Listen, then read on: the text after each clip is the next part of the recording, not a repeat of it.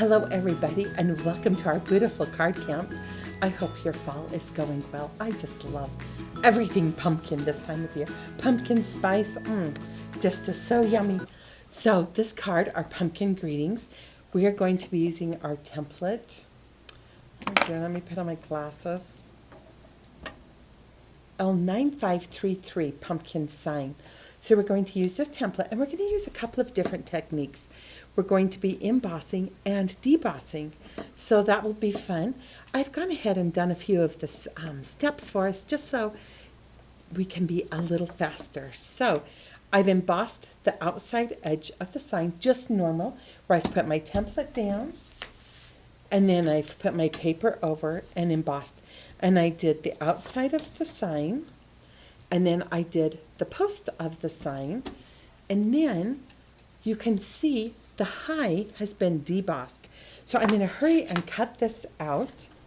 Now, a couple of things I wanted to talk to you about. Oh, you know what? I'm going to scuff it first because I do want it scuffed. But what I have learned also, when it's scuffed, it just defines it a little bit more and makes it a little easier for cutting out.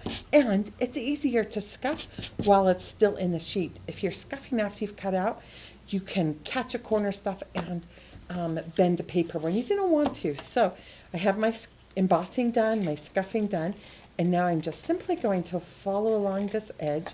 I often will cut it into a little smaller piece also when I'm cutting.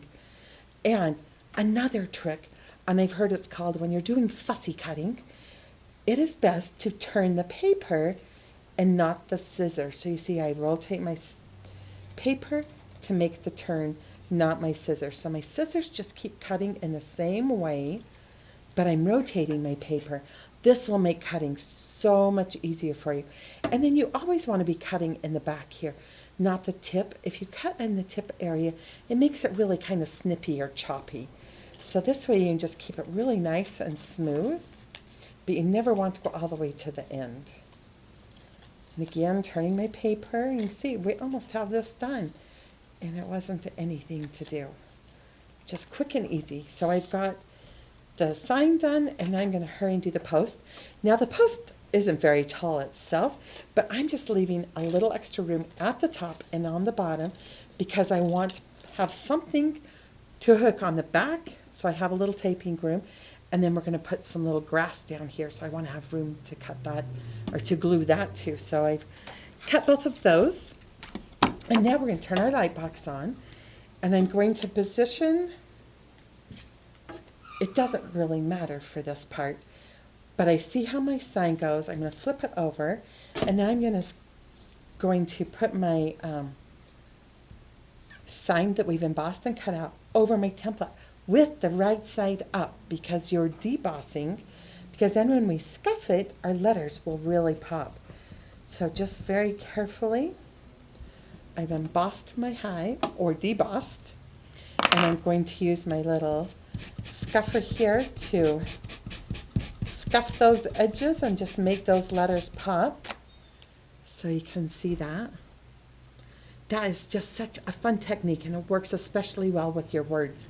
So I have gone ahead and I've put my little sign together, and we're going to be doing this on our orange poppy graph paper.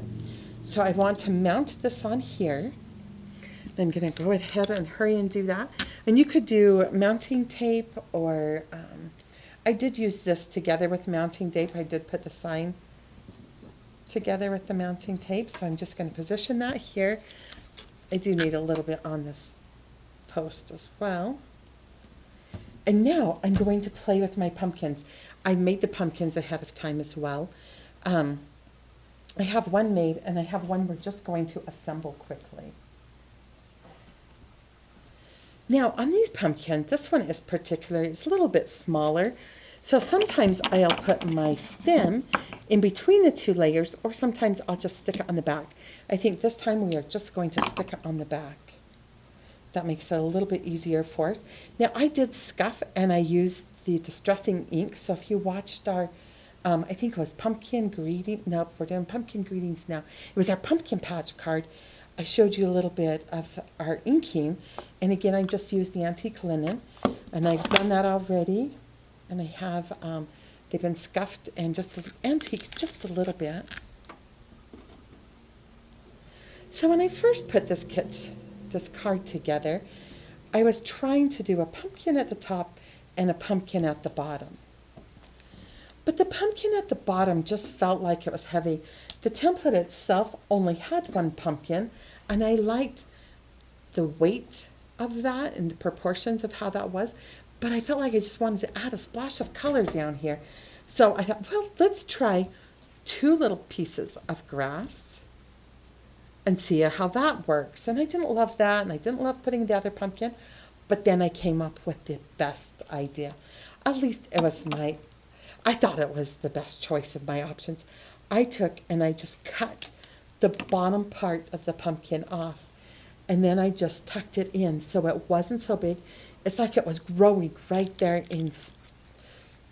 on the spot. So I'm just going to hurry and put this little grass, glue it in place. The other one I'm going to add some mounting tape to, so it gives me like different levels of the grass. And then that will be perfect to tuck my pumpkin into. So I've just kind of added that there.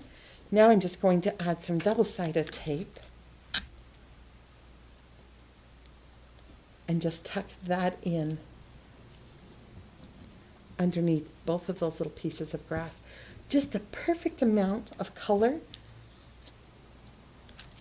but yet not too heavy. I think the proportions and the balance turned out really cute like that. Happy embossing!